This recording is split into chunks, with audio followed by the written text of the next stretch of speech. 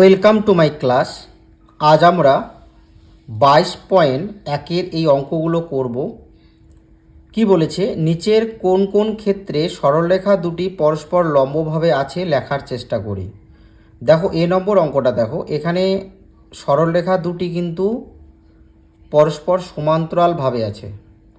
যদি একটা সরলরেখার উপর একটা সরলরেখা এভাবে থাকে তাহলে আমরা বলবো যে সরলরেখা দুটি পরস্পর সমান্তরালভাবে আছে। বুঝতে পারলে?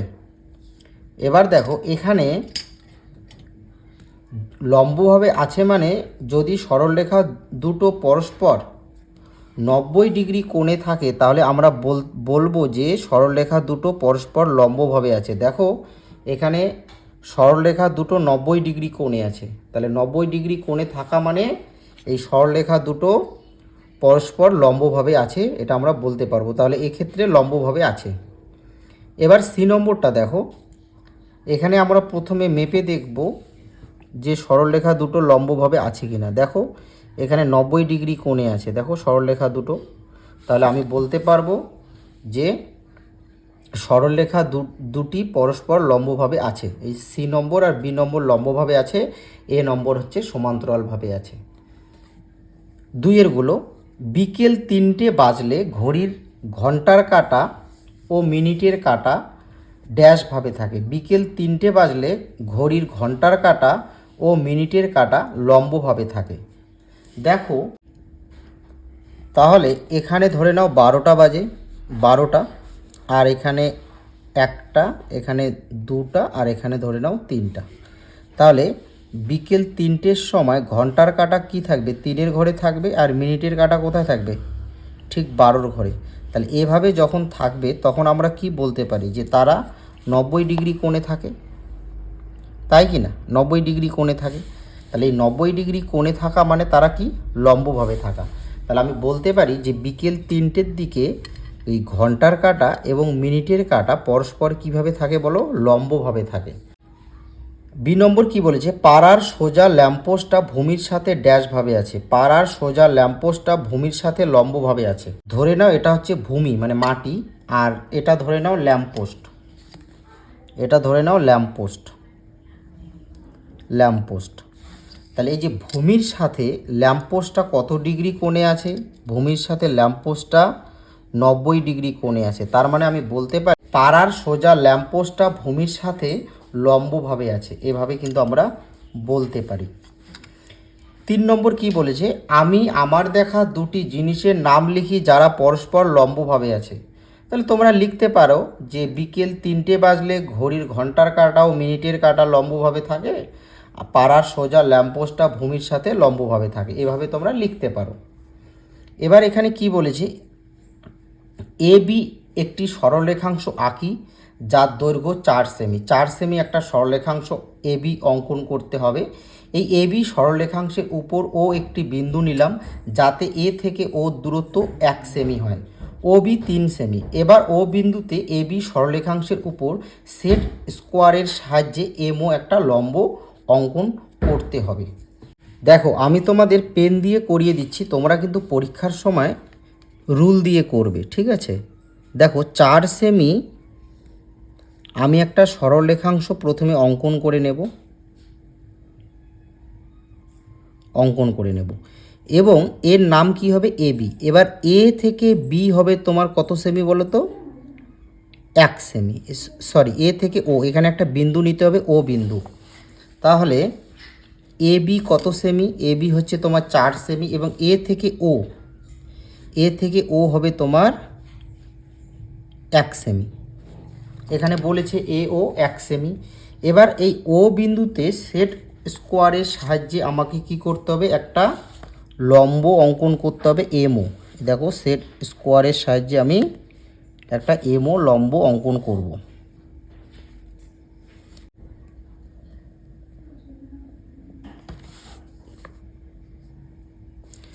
তাহলে এর নাম দেব আমরা এম। 5 নম্বর অঙ্কটি দেখো, পি কিউ একটি সরলরেখাংশ আঁকি যার দৈর্ঘ্য 4 সেমি। এই পি কিউ সরলরেখাংশের উপর ও একটি বিন্দু নিলাম স্কেল ও পেন্সিল কম্পাসের সাহায্যে ও বিন্দুতে পি কিউ সরলরেখাংশের ওপর ও এম লম্ব আঁকি। প্রথমে আমরা কি করব, 4 সেমি একটা সরলরেখাংশ পি কিউ নেব।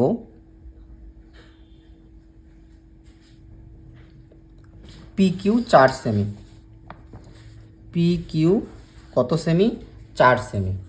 এবার আমি কি করব, এই সরলরেখাংশের উপর একটা বিন্দু ও নেব। আমি যে কোনো এক জায়গায় নিতে পারি, কারণ আমাকে কিন্তু বলেনি যে পি থেকে ও 1 সেমি বা দুই সেমি। সরলরেখার তোমাদের যদি সরলরেখাংশের উপর কোনো বিন্দু নিতে বলে, তাহলে তোমরা সরলরেখাংশটার উপর তোমরা একটা বিন্দু নেবে, এর নাম দিলাম আমরা ও। এবার এই ও বিন্দুতে পেন্সিল কম্পাসের সাহায্যে আমাকে একটা লম্ব অঙ্কন করতে হবে। তাহলে দেখো,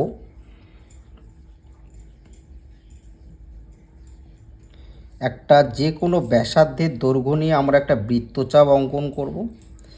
যে মাপে আমরা বৃত্তচাপটা অঙ্কন করব সেই মাপে এখানে আর একটা বৃত্তচাপ, এখানে আর একটা বৃত্তচাপ, অর্থাৎ আমাকে 90 ডিগ্রি কোণ অঙ্কন করতে হবে। তোমরা তো জানো যে লম্ব হচ্ছে তোমার 90 ডিগ্রি। লম্ব কত ডিগ্রি? 90 ডিগ্রি। এবার আমি কি করব, এই যে দুটো বৃত্তচাপের মাঝে যে পয়েন্টটা পেলাম সেটাকে আমরা বলবো ছেদ বিন্দু। এবার আমরা এই ছেদ বিন্দু থেকে এই যে ও বিন্দু কি করে দেব, যোগ করে দেব, ছেদ করে দেব। এই যে, তাহলে আমার কি হয়ে গেল, একটা লম্ব হয়ে গেল। এবার এর নাম আমাকে দিতে বলেছে এম, তাহলে এর নাম আমি দিলাম কি, এম। ধরে নাও এই বিন্দুটা হচ্ছে এম বিন্দু। আমরা লিখে নিব পি কিউ সরলরেখাংশের উপর ও বিন্দু থেকে, এই যে পি কিউ সরলরেখাংশের উপর ও বিন্দু থেকে ও এম লম্ব অঙ্কন করলাম। এই যে ও এম লম্ব অঙ্কন করলাম, তোমরা এটা লিখে নেবে। 6 নম্বর অঙ্কটি দেখো, এক্স ওয়াই একটি সরলরেখাংশ আঁকি যার দৈর্ঘ্য 5 সেমি।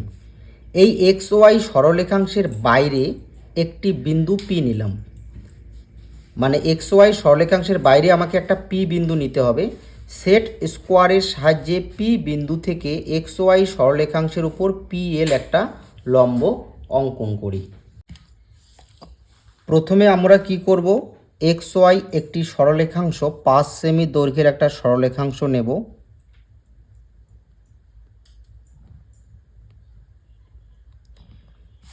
এর নাম দেব আমরা x y. X y, x y হচ্ছে তোমাদের 5 সেমি। এবার এর বাইরে আমরা একটা কী নিব, পি বিন্দু। সরলরেখাংশের বাইরে একটা পি বিন্দু নেব। তো পি বিন্দু ধরে নাও আমি নিলাম এখানে, এখানে আমি একটা বিন্দু নিলাম, এর নাম দিলাম আমরা পি। এবার আমি কি করব, সেট স্কোয়ারের সাহায্যে আমরা এখানে একটা 90 ডিগ্রি কোণ অঙ্কন করব, অর্থাৎ লম্ব অঙ্কন করব। সেট স্কোয়ারের সাহায্যে, তাহলে এইভাবে আমরা একটা কি অঙ্কন করব, লম্ব অঙ্কন করব। তাহলে আমার এখানে লম্ব হয়ে গেল।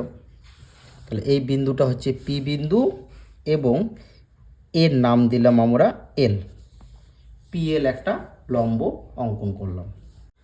7 নম্বর অঙ্কটি দেখো, এ বি একটি সরলরেখাংশ আঁকি যার দৈর্ঘ্য 8 সেমি। এই এ বি সরলরেখাংশের উপরে একটি বিন্দু পি নিলাম, মানে এ বি সরলরেখাংশের ঠিক উপরে আমাকে একটা বিন্দু পি নিতে হবে, যাতে এ থেকে পি 3 সেমি এবং পি থেকে বি 5 সেমি হয়। স্কেল ও পেন্সিল কম্পাসের সাহায্যে পি বিন্দুতে এ বি সরলরেখাংশের উপর একটা পি এর লম্ব আঁকি। প্রথমে আমাকে 8 সেমি একটা সরলরেখাংশ এ বি নিতে হবে।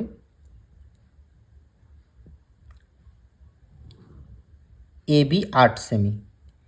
এবার এই সরলরেখাংশের উপর একটা বিন্দু কি নিতে হবে, পি বিন্দু, যাতে এ থেকে পি 3 সেমি, মানে এই 3 সেমি দূরে আমাকে একটা বিন্দু নিতে হবে, এখানে একটা বিন্দু নিতে হবে। তাহলে এই বিন্দুটা হবে তোমার, এই বিন্দুটার নাম দিতে হবে আমাকে পি। তাহলে এ বি সরলরেখাংশ এর উপরে আমি একটা বিন্দু কি নিলাম, পি নিলাম। তাহলে এ পি হবে 3 সেমি আর পি থেকে বি হবে 5 সেমি। এবার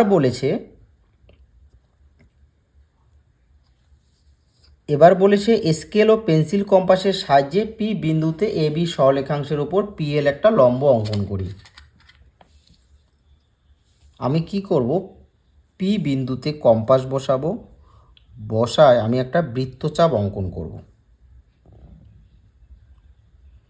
যে মাপে আমি বৃত্তচাপ অঙ্কন করব সেই মাপে এখানে আরেকটা কাটবো, 90 ডিগ্রি কোণ অঙ্কন করব। তা লম্ব হচ্ছে তোমার 90 ডিগ্রি কোণ অঙ্কন করলেই তোমাদের লম্ব হয়ে যাবে।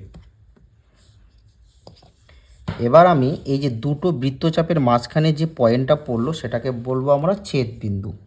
এবার আমি এই ছেদ বিন্দু থেকে এই যে পি বিন্দুটা কি করে দেব, যোগ করে দেব। এবার আমার লম্বটার নাম দিতে হবে পিএল। ধরে নাও এই বিন্দুটা হচ্ছে এল, তাহলে আমি একটা পিএল লম্ব অঙ্কন করলাম। 8 নম্বর অঙ্কটি দেখো, একটি সরলরেখাংশ এবি অঙ্কন করি যার দৈর্ঘ্য 6 সেমি। এই সরলরেখাংশের বাইরে একটি বিন্দু কে নিই। স্কেল ও পেন্সিল কম্পাসের সাহায্যে কে বিন্দু থেকে এবি সরলরেখাংশের উপর একটা কে এর লম্ব অঙ্কন করি। দেখো প্রথমে আমি 6 সেমি একটা সরলরেখাংশ নেব। 6 সেমি একটা সরলরেখাংশ নেব, এর নাম দেব এবি।